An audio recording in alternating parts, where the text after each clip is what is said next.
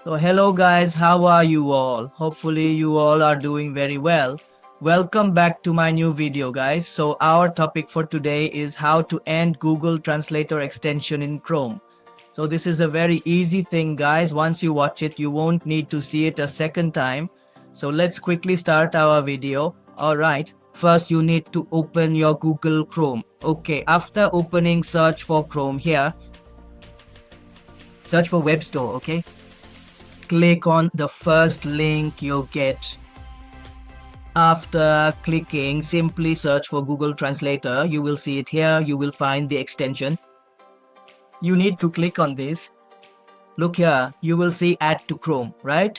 So when you click add to Chrome here, Google Translator will be added to your extensions, okay? So let me show you. Let's go here to add to Chrome. Okay, this is downloading. Look, click on add extension here, okay? When you click on this, it will be added to the extension. Look at them, my dears. Our Google Translator extension has been added. I will enter any language here like Hindi and it translates to Hindi. Alright, so you can see how we added our Google extension here. So guys, if you liked our video, please like, subscribe and share the channel. Bye for now. See you in the next video.